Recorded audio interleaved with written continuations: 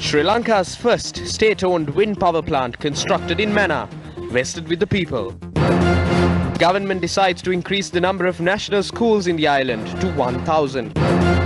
State Minister's solution to manning market traders. වෙල්ද පොලේ ඉඩක් ලැබෙනවා. යම් කිසි කෙනෙක් අසාධාරණ විදියට මෙතන කඩයක් අරගෙන ඒක කාට හරි කුලියට දීලා බොරු කරනවා නම් අපි යාගේ කඩ ආපහු ලබා ගන්න බවත් අපි මෙතනදී පැහැදිලිවම කියනවා.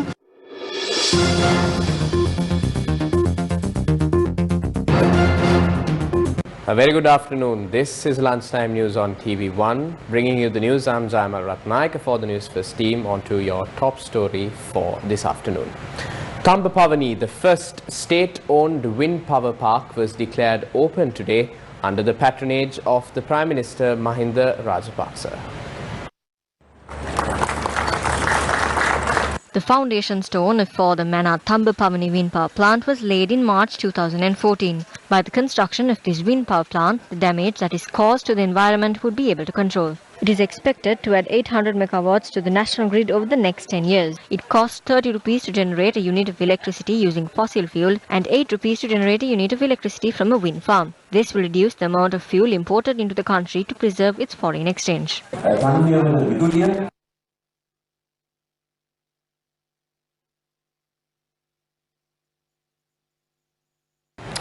Taking a look at the situation pertaining to COVID-19 in the island now, 2 more people have died of COVID-19 according to the Government Information Department. A 62-year-old from Colombo died at the Homagama Base Hospital due to COVID-19 related pneumonia. A 77-year-old resident of Jampeta Street, Colombo 13, has also died due to COVID-19 related hemorrhage associated with diabetes.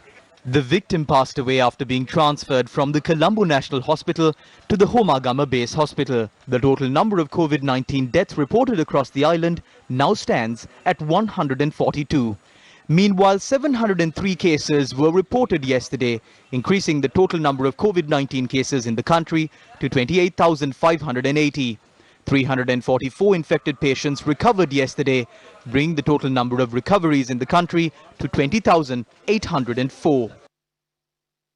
Acting Deputy Director General of Health Services, Dr. Hemanta Herath, expressed his views at a media briefing held today regarding the spread of COVID-19 as a result of human mobility. It is clear that several people have been travelling to and from areas placed under isolation, regardless of the restrictions imposed. As a result, the situation could worsen if clusters of the virus continue to form. Now, as you witnessed earlier, the Thambapavani wind power plant was declared open in Mannar today. Attending the event, Prime Minister Mahinda Rajapaksa and the Minister of Power, Dallas Alha Peruma, expressed the following views. Today we are in the Mannar Basin. Venerable Theras, this area has a lot of secrets. The beginning of the great history of our country is found in this soil. Hidden beneath this land is the power needed for our children, their children, and generations to come. In 2013, Honorable Prime Minister, you named this as an area reserved for power generation. This is the future. Minister Gamman Pilla said that the Prime Minister instructed him to conclude the program to extract gas from the Mannar Basin. These are bright signs for a better future. The biggest happiness that a man can have in his life is to start something and see it concluding successfully. My friends, I know that it took some time for us to provide power. I would be right to say that certain unsound decisions made by governments in power affected the power generation in our country. Even back then, we had planned to construct wind and solar power plants. We believe that the government that succeeded us will continue these programs. But you know very well what happened. Since they couldn't separate right from wrong, what they did was take revenge from us. By 2030, about 70 to 80% of our power generation should be from renewable sources.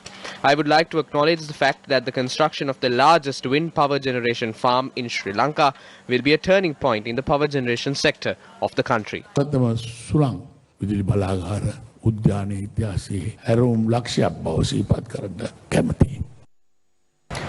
On to a headline-making story. Policy approval has been granted by the Cabinet to increase the number of national schools in the island to 1,000. This project will be implemented in 3 phases. Under the first phase of the project, plans have been drawn up to identify one provincial school from each of the 123 divisional secretariats which do not have any national schools and to establish it as a national school. Under the second phase of the project, 673 schools selected on the base of identified criteria will be developed as national schools, and as the final phase of the project, the existing 373 national schools in the country will be further developed. Cabinet approval was also granted to construct 2 housing complexes with 30 houses each under the Soisapura relocation housing project. Accordingly, each building will consist of 20 apartments spanning across 550 square feet each. Another building with 10 apartments will be constructed on a pre-sale basis. The Cabinet has also approved a project to implement a 100 megawatt solar power plant under the private sector investments in Siembalandua. Accordingly, while the Ceylon Electricity Board has initiated the procurement procedure, power lines will be constructed from Medagama to Ampara. The Cabinet has also approved the awarding of contracts for a 10 megawatt wind power plant for the Trincomalee grid substation with the view of increasing the usage of renewable energy sources. Accordingly, it has been decided to purchase 10 megawatts of wind power for 20 years from the Trincomalee grid substation at a cost of ₹14.52 per unit. State Minister Nalaka Godaheva states that steps will be taken to provide more space at the new Paligoda market complex to all those who used to trade at the Colombo Manning market. State Minister Nalaka Godaheva stated that this action will be taken in response to the protest made by a group of traders engaged at the Colombo Manning market in front of the Presidential Secretariat yesterday. A group of traders at the Colombo Fort Manning market staged a protest in front of the Presidential Secretariat yesterday, pointing out that the space given to trade at the new shopping complex in Paliagoda was not sufficient. Afterwards, 10 traders discussed the issues with officials of the Urban Development Authority. A misconception among those who protest this is that there isn't enough space in shops for trading activities. I will responsibly state that at present any trader who engages in trading in the new shopping complex will be given enough space he or she requires. That space is more than what they have now. Moreover, I want to make it clear that any shop which is taken unfairly and rented out will be confiscated.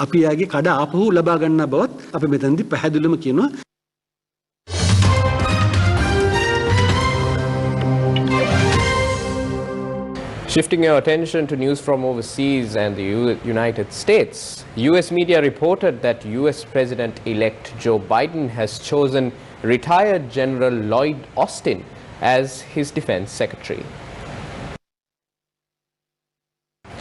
Taking a look at news from here at home now, according to the police, the Criminal Investigations Department has recorded statements from 12 doctors and 7 nurses regarding the Mahara prison unrest. When News First inquired on the matter from DIG Ajit Rohana, he expressed the CID is currently conducting an extensive probe into the matter. He pointed out the Judicial Medical Officer of the Ragama Hospital has obtained samples of the deceased inmates in order to conduct DNA tests. 145 statements have been recorded over the Mahara unrest. Further investigations are underway. Statements have been recorded from prison officials, doctors and health staff. The identities of 7 deceased inmates have been ascertained. Post-mortem examinations have been conducted on 4 of the remains. Final rites have not been carried out on any of the remains. The judicial inquest is currently underway at the courts. The next step will only be taken once that concludes.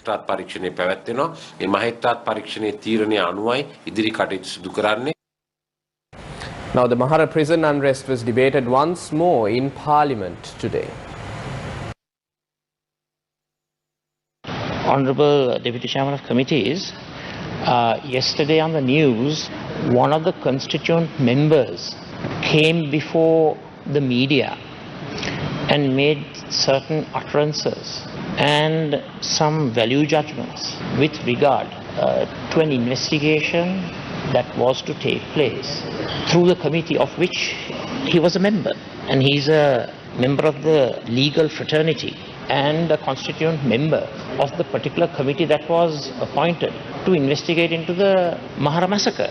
We all have to follow the principles of natural justice. Audi alteram partem, that is, we have to give a fair hearing, and nemo jurex in causa sua, that is, you cannot be biased. How can you have an independent investigation when a constituent member and quite a famous member from the legal fraternity coming in front of the media yesterday and uttering certain value judgments, postulating his own opinion? How can you have an independent investigation? That the norms of justice, norms of reasonableness, fairness has been totally abrogated by this member's utterances. එතුමාගේ පෞද්ගලික මතයක් ඉදිරිපත් කරේ නැහැ. අපේ වාර්තාවේ තියෙන අඩංගු කරුණු තමයි ඊයේ ඉදිරිපත් කරේ. ඒ වාර්තාව හෙට උදේ ගරු අධිකරණ අමාත්‍යතුමා විසින් he will table it in parliament tomorrow morning, so all of you will have the details by tomorrow morning. In more news from Parliament, views were expressed in the Parliament today regarding development projects being implemented with the assistance of the Japanese government. Under our government, an electric railway line was proposed. This has been halted. It is reported that the government of Japan has refused to provide assistance for the 300 megawatt LNG project to be implemented in the future. Over the next 3 years, there will be a shortage of electricity due to the lack of infrastructure to transmit the electricity generated. This could affect other JICA funded projects. එතනදී මා කියන්නට කැමති ඔව් ඒ පිළිබඳව ව්‍යාපෘතිය නතර කිරීමට cabinet මණ්ඩලය තීරණය කළා තිබෙනවා. LRT ව්‍යාපෘතිය The cabinet has decided to halt the project. Foreign loans increased due to unscrupulous borrowings done during your government. Because of that, foreign projects were halted. We need to focus on projects that earn large foreign exchange. If the two projects are implemented, our government expenditure will increase significantly. Both projects are development programs in the city of Colombo. If it is done, development opportunities in other parts of the country could be lost. Our aim is to make sure that development occurs across the country. කියා සිටින මෙම බෙදා හැරීමේ ව්‍යාපෘතිය අවසන් කිරීමට රජය බලාපොරොත්තු වෙනවා. And with that, it's a wrap of lunchtime news on TV1 for today. For the Newsfirst team, I'm Zama Ratnayaka. Take care, stay safe, and have yourself a good day.